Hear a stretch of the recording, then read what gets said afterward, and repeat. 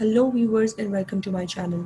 आज का जो टॉपिक है वो मैं पहले रिवील नहीं करूँगी कि आज हम किसके बारे में पढ़ने जा रहे हैं।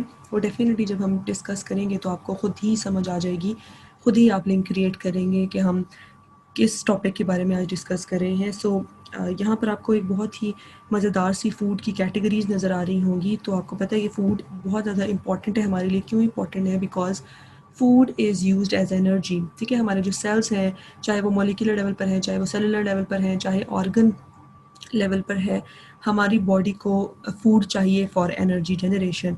और ये एनर्जी किस लिए चाहिए? बिकॉज रनिंग और डेली रूटीन। तो ये जो फूड है, this is very important for generating energy. अगर एनर्जी जो है हमारी बॉडी में स्टोर किस फॉर्म में होती है? बेसिकली वो स्टोर होती है in the form of fats. For example, अगर आपने अपनी ज़रूरत से ज़्यादा खाना खा लिया, ज़रूरत से ज़्यादा फूड कंज्यूम कर ली है, तो हमारी बॉडी उस एनर्जी को, उस फूड को स्टोर भी कर सकती है in the form of fats. तो ताकि जब आपको बाद में ज़रूरत हो एनर्जी की, जब खाना अवेलेबल नहीं है फॉर एग्ज़ाम्पल, तो तब वो स्टोर्ड एनर्जी जो है वो यूटिलाइज़ की जा सके आपकी एक्टिविटीज़ को जारी रखने के लिए। जो एनर्जी कितनी स्टोर होगी वो डिपेंड करती है क्वांटिटी और क्वालिटी ऑफ फूड पे जो आप इंजेस्ट कर रहे हैं। ठीक है, इंजेस्ट कर रहे हो क्या मतलब होता है कि आप जो फूड इनटेक कर रहे हैं वो कितनी स्टोर होगी, वो डिपेंड करता है दो चीज़ों के ऊपर, दो फैक्टर्स के ऊपर। कौन से हैं? Quantity and quality of food. ठीक है, क्वांटिटी से अगर हम बात करें कि आप कितनी फूड डाइजेस्ट करें, मतलब ज़रूरत से ज़्यादा तो नहीं खाना खा रहे। और क्वालिटी अगर हम बात करें तो हम कह सकते हैं कि आप किस तरह का खाना खा रहे हैं, मतलब फ़ैट है, कार्बोहाइड्रेट है, लिपिड है, या वो आप किस तरह से डाइजेस्ट हो रहा है आपकी बॉडी के अंदर, वो भी अफेक्ट करता है इसको कि वो स्टोर किस तरह से होगी एनर्जी आपकी बॉडी के अंदर। So amount of fat stored as excess calories. ठीक है, आपने ज़रूरत से ज़्यादा खाना खा लिया है और सर्टेन काइंड ऑफ क्वालिटी का खाना खा लिया है, तो फिर वो excess calories in the form of fats आपकी बॉडी के अंदर स्टोर हो जाएंगी। तो खाना जो हम कंज्यूम करते हैं, फूड जो है, हमारे पास वैरायटी ऑफ फूड है, उसमें डिफरेंट मैक्रो मॉलिक्यूल्स हैं जो हम कंज्यूम करते हैं। उनमें से एक हमारे पास कार्बोहाइड्रेट की फॉर्म में हम फूड को इंजेस्ट कर रहे होते हैं या कंज्यूम कर रहे होते हैं। कार्बोहाइड्रेट्स की बात करें तो कार्ब्स में आपके पास एग्जांपल आ जाती है फ्रेंच फ्राइज़ की, और इसके अलावा ब्रेड की आ जाती है, यमी से कप केक्स हो जाते हैं, डोनट्स भी आप कार्ब्स के अंदर आ जाते हैं। अगर आप पास्ता कंज्यूम कर रहे हैं तो भी इसका मतलब आप कार्बोहाइड्रेट्स कंज्यूम कर रहे हैं। शॉर्ट फॉर्म में इनको कार्ब्स भी कहा जाता है। सेकंड फॉर्म ऑफ मैक्रोमोलिक्यूल जो फूड के अंदर मौजूद होता है, जो हम कंज्यूम करते हैं, दैट इज़ लिपिड्स, या इनको आप कॉमन वर्ड में फैट्स भी कह सकते हैं। अगर आप चॉकलेट्स खा रहे हैं, पिज़्ज़ा खा रहे हैं, सोडा कैन पी रहे हैं या बर्गर्स कंज्यूम कर रहे हैं, तो आप, इसका मतलब है क्या इंजेस्ट कर रहे हैं? लिपिड्स या फैट्स इंजेस्ट कर रहे हैं। which form of food you are ingesting? Lipid kind of food you are ingesting.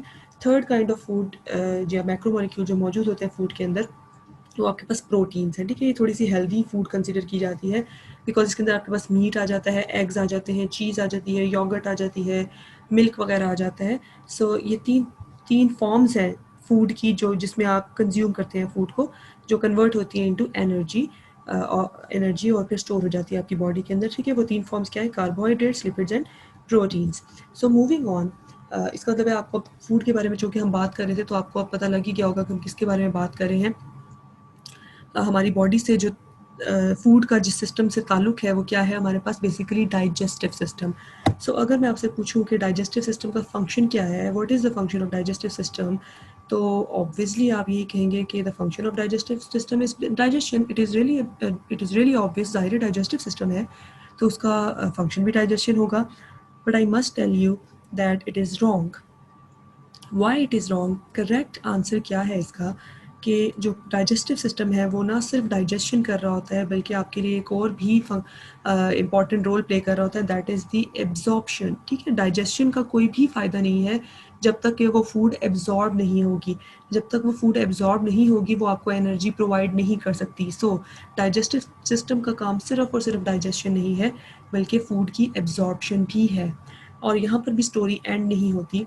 Absorption के अलावा डाइजेस्टिव सिस्टम हमारे लिए एक और इम्पॉर्टेंट रोल प्ले कर रहा होता है, and that important role is what we call defecation. ठीक है, डेफिकेशन क्या होती है? इट इज़ बेसिकली जो अनडाइजेस्टेड फूड रह जाती है डाइजेस्टिव सिस्टम में, वो in the form of faeces हमारी बॉडी से एक्सक्रीट आउट हो जाती है। ठीक है, डाइजेस्टिव सिस्टम ना सिर्फ हमारे लिए डाइजेशन, एब्जॉर्प्शन, बल्कि डेफिकेशन का काम भी कर रहा है। मतलब इन सम फॉर्म एक्सक्रीशन का काम भी कर रहा है, क्योंकि अगर ये अनडाइजेस्टेड फूड हमारे उसमें रह जाएगी बॉडी के अंदर तो ज़ाहिर है वो हमारे लिए बहुत सी बीमारियों का सबब बन सकती है। So defecation is another important process जो बहुत ही इंपॉर्टेंट है आपकी बॉडी की हेल्थ के लिए। तो डाइजेस्टिव सिस्टम को फिर अगर हम ऑफिशियली डिफाइन करें, so the function of the digestive system is to break down the food. ठीक है, अब जो ब्रेक डाउन द फूड है, और जब आपने ब्रेक डाउन कर ली फूड, ये break down simple break down नहीं है, ये डाइजेशन वाली ब्रेक डाउन है। ठीक है, जो बेसिकली उसको एनर्जी में कन्वर्ट करती है, ब्रेक डाउन करता है फूड। अब ये मैं आपको आगे चल के बताऊंगी कि दो तरह की ब्रेक डाउन है हमारे बॉडी के अंदर, दो तरह की ब्रेक डाउन होती है, केमिकल भी होती है और मैकेनिकल भी होती है, वो हम फर्दर अभी डिस्कस करेंगे। जब एक दफ़ा ब्रेक डाउन हो गई फूड, तो उसमें से फिर जो न्यूट्रिएंट्स है उसको रिलीज़ भी करवाना है, ये भी डाइजेस्टिव सिस्टम का फंक्शन है। और जब रिलीज़ हो जाते हैं न्यूट्रिएंट्स तो उनको एब्जॉर्ब भी करना है into your body, and finally जब एब्जॉर्ब हो जाती है फूड या जो अनडाइजेस्टेड रह जाती है हमारी बॉडी में, उसको डेफिकेट भी करवाना है, एक्सक्रीट आउट भी करवाना है। सो जैसे अभी मैं थोड़ी देर पहले आपसे बात कर रही थी कि break down of the food का क्या मतलब है, हमारी बॉडी में दो तरह से ब्रेक डाउन हो रही होती है फूड, एक होती है मैकेनिकली और एक होती है केमिकली। ठीक है, आप उसको डाइजेशन, अगर मैं इसको बायोलॉजी की ज़बान में कहूँ तो ब्रेक डाउन ऑफ फूड को आप डाइजेशन कह सकते हो। So we have two kind of digestion, mechanical digestion and chemical digestion. Mechanical digestion के हवाले से अगर मैं बात करूँ तो आपको इसके नाम से पता लग रहा होगा कि इसमें कोई भी केमिकल्स यूटिलाइज नहीं हो रहे होते, और ना ही ये जो नेचर है फूड की उसको चेंज कर रहा होता है। नेचर ऑफ फूड चेंज करने से मुराद ये बिल्कुल नहीं है कि अगर कार्बोहाइड्रेट आपने कंज्यूम किए हैं तो वो प्रोटीन में कन्वर्ट हो जाएंगे, ऐसा हरगिज़ नहीं है। We are talking about the chemical nature of the food. मतलब वो अगर हमने कार्बोहाइड्रेट कंज्यूम किया है, फॉर एग्जांपल हमने ब्रेड कंज्यूम की है, तो वो उसको उसके स्मॉलेस्ट यूनिट में कन्वर्ट जो होना होता है, वो फूड का नेचर चेंज होना होता है। ठीक है, तो मैकेनिकल डाइजेशन में बिल्कुल भी ऐसा नहीं हो रहा होता।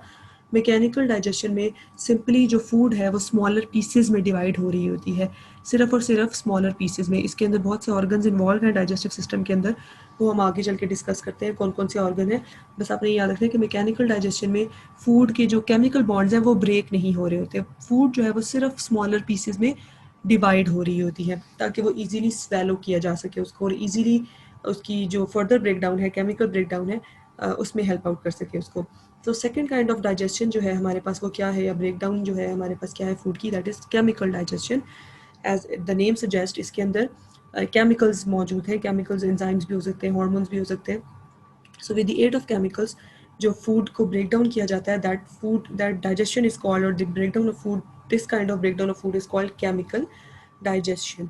अब चूँकि इसमें केमिकल्स यूज़ हो रहे हैं, तो chemical digestion is the digestion जो फूड के केमिकल नेचर को चेंज कर देती है। अगेन मैं आपको क्लियर कर दूं कि केमिकल नेचर चेंज होने से मुराद ये है कि प्रोटीन्स जो हैं वो अमाइनो एसिड्स में कन्वर्ट हो जाएंगे, कार्बोहाइड्रेट जो है वो अपने smallest unit that is monosaccharide उसमें कन्वर्ट हो जाएंगे। सो यहाँ पर बिल्कुल भी ये मतलब नहीं है कि कार्बोहाइड्रेट प्रोटीन बन जाएंगे, नहीं।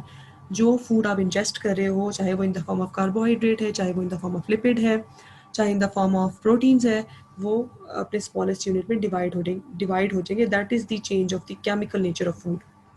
वो किसकी हेल्प से हो रहा है, केमिकल्स की हेल्प से, और उसको आप क्या कह रहे हो, केमिकल डाइजेशन। ठीक है, so moving towards the example of mechanical digestion. Mechanical digestion कैसे हो रही होती है आपकी बॉडी में, उसमें कुछ ऑर्गन्स इन्वॉल्व हैं। तो सबसे इंपॉर्टेंट ऑर्गन है मैकेनिकल डाइजेशन में टीथ।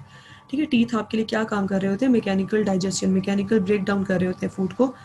जो आपकी फूड जो आप कंज्यूम करते हो, जो इंजेस्ट करते हो, वो क्या होती है, स्मॉलर पीसेस में आपके टीथ उसको क्रश करते हैं, टीयर करते हैं और फिर ग्राइंड करते हैं your food into small pieces, ताकि उसकी जो केमिकल डाइजेशन है वो इजीली हो सके, उस पर इजीली केमिकल्स जो है वो वर्क कर सके। ये बेसिकली सरफेस एरिया बढ़ा रही होती है फूड का। इसके अलावा मेस्टिकेशन का प्रोसेस है, ये भी हमारे पास मैकेनिकल डाइजेशन में आ जाता है। जैसे जो चूइंग का प्रोसेस होता है, आप सही तरह से सलाइवा के साथ मिक्स कर रहे होते हैं अपने फूड को, तो मेस्टिकेशन का प्रोसेस भी basically the kind of mechanical break down of food और मैकेनिकल डाइजेशन। यहाँ पर अगर हम सेकंड ऑर्गन की बात करें टीथ के अलावा, तो हमारे पास स्टमक जो है उसके अंदर भी मैकेनिकल डाइजेशन हो रही होती है, स्मॉल इंटेस्टाइन में भी हो रही होती है, लार्ज इंटेस्टाइन में भी हो रही होती है, बट यहाँ पे मैं स्पेसिफिकली आपको इन दो के बारे में बता रही हूँ। स्टमक के अंदर मैकेनिकल डाइजेशन किस तरह से हो रही होती है, वो थोड़ी सी डिफरेंट है टीथ से। किस तरह से कि ये फूड को बेसिकली स्मॉलर पीसेज में नहीं डिवाइड कर रहा होता, बल्कि मस्कुलर कॉन्ट्रैक्शन हो रही होती है जो फूड को मूव करती है या उसको मिक्स करती हैं अपने जो गैस्ट्रिक सिक्रीशंस होती है उसके साथ। जब वो मिक्स करती है, ये मूवमेंट जो होती है मस्कुलर कॉन्ट्रैक्शन के ज़रिए, वो उसको मिक्स करती हैं फूड को विद द गैस्ट्रिक जूसेस, और या जो गैस्ट्रिक जो रिलीज़ होता है स्टमक का, उसके साथ उसको मिक्स अप होने में हेल्प करती हैं। और ये जो मस्कुलर कॉन्ट्रैक्शन है, they are specialised kind of contractions, और उनको हम क्या कहते हैं, पेरिस्टालिसिस का प्रोसेस कहते हैं। So peristalsis is another example of mechanical digestion. ये ना सिर्फ फूड को मूव कर रहा होता है आपके स्टमक के अंदर, बल्कि मिक्सिंग में भी हेल्प कर रहा होता है। एट द सेम टाइम जैसे इस माउथ के अंदर हमने बात की कि मैकेनिकल डाइजेशन हो रही होती है, माउथ के अंदर केमिकल डाइजेशन भी हो रही होती है। इसी तरह से स्टमक के अंदर मैकेनिकल डाइजेशन के साथ साथ केमिकल डाइजेशन भी हो रही होती है। हम इन दोनों को एक दूसरे से डिफरेंट नहीं कर सकते, एक दूसरे से अलग नहीं कर सकते। मैकेनिकल डाइजेशन और केमिकल डाइजेशन एक दूसरे के लिए बहुत ज़्यादा इंपॉर्टेंट है। एट अ टाइम ये दोनों हो रही होती है, ठीक है। मैकेनिकल डाइजेशन के बगैर केमिकल डाइजेशन नहीं हो सकती, और केमिकल डाइजेशन के बगैर मैकेनिकल डाइजेशन नहीं हो सकती। सो आपने ये दोनों एक दूसरे के लिए बहुत ज़्यादा इंपॉर्टेंट है। केमिकल डाइजेशन की अगर हम बात करें तो यहाँ पे स्टमक के अंदर, जैसे मैंने बताया, गैस्ट्रिक जूस जो रिलीज़ होता है, जिसके अंदर जिसकी जो मेजर कंपोनेंट है हाइड्रोक्लोरिक एसिड और पेप्सिन एंजाइम है, जो बेसिकली फूड को ब्रेक डाउन करता है, केमिकली ब्रेक डाउन करता है। सो ये इसकी एग्जांपल है केमिकल डाइजेशन ऑफ प्रोटीन की, जब एंजाइम्स वगैरह इन्वॉल्व हो जाते हैं, तो ये हमारे पास केमिकल डाइजेशन कहलाती है। अगर हम बात करें डाइजेस्टिव सिस्टम के प्रोसेसेस के बारे में कि डाइजेस्टिव सिस्टम के अंदर क्या कुछ हो रहा होता है, जैसे हम कोई फूड इंजेस्ट करते हैं, जब कोई फूड इनटेक करते हैं, तो उस फूड के साथ क्या कौन कौन से प्रोसेसेस हो रहे होते हैं डाइजेस्टिव सिस्टम में। So we have 6 different kind of processes that digestive system has. ये बेसिकली एक समरी है इस पूरे लेक्चर की, जो मैं आपको बताने जा रही हूँ। सबसे पहले हमारी डाइजेस्टिव सिस्टम में कौन सा प्रोसेस हो रहा होता है, इंजेस्शन का, जो मैं आपको ऑलरेडी भी बता चुकी हूँ कि इंजेस्शन का क्या मतलब है। जब आप फूड इनटेक कर रहे हो, अपने माउथ के अंदर एंटर कर रहे हो, that process is called ingestion, food इंजेस्शन।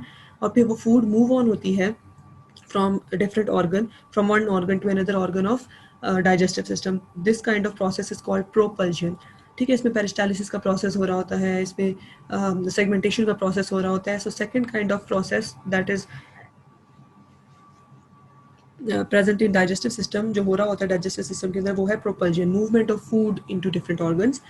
फिर उसके बाद जब ये मूव करती है from mouth to oesophagus, oesophagus से आगे मूव ऑन हो जाते हैं इनटू स्टमक, वहाँ पर हमारे पास मैकेनिकल डाइजेशन भी आ जाती है डाइजेस्टिव सिस्टम के प्रोसेसेस में, जो कि बेसिकली माउथ से ही स्टार्ट हो जाती है। इसमें मैकेनिकल ब्रेकडाउन या मैकेनिकल डाइजेशन का प्रोसेस भी चल रहा होता है डाइजेस्टिव सिस्टम में। इसके अलावा केमिकल डाइजेशन का प्रोसेस भी चल रहा होता है डाइजेस्टिव सिस्टम के अंदर। जब एक दफ़ा कम्प्लीटली डाइजेस्ट हो जाती है फूड डाइजेस्टिव सिस्टम के अंदर, तो फिर फाइनली उसने एब्जॉर्ब होना होता है, क्योंकि मैंने आपको स्टार्टिंग में बताया था कि फूड अगर डाइजेस्ट हो जाती है तो जब तक वो एब्जॉर्ब नहीं होती उसका कोई फ़ायदा नहीं है, वो एनर्जी प्रोवाइड नहीं कर सकती आपकी बॉडी को। सो एब्जॉर्प्शन का प्रोसेस भी डाइजेस्टिव सिस्टम में हो रहा होता है। और फिर जब फूड जितनी एब्जॉर्ब होनी है हो जाती है और जितनी डाइजेस्ट होनी है हो जाती है, कुछ फूड अनडाइजेस्टेड रह जाती है। हमारी बॉडी जो है वो कुछ सर्टन काइंड ऑफ जो फूड्स हैं उनको नहीं ब्रेक डाउन कर सकती, तो जो अनडाइजेस्टेड फूड रह जाती है वो डाइजेस्टिव सिस्टम से डेफिकेट हो जाती है in the form of faces. तो ये सारे जो प्रोसेसेस हैं 1 to 6 प्रोसेसेस, ये सब डाइजेस्टिव सिस्टम के अंदर चल रहे होते हैं। So this is the end of the video lecture, जिसमें मैंने आपको डाइजेस्टिव सिस्टम की थोड़ी सी इंट्रोडक्शन दिया, इसमें आपको डिफरेंट प्रोसेसेस के बारे में बताया कि डाइजेस्टिव सिस्टम के अंदर क्या क्या हो रहा होता है। In the next video I will talk about the digestive system organs और उनकी थोड़ी बहुत फिजियोलॉजी के बारे में। So don't forget to watch my next video. Thank you so much. If you like my lecture, kindly hit the like button.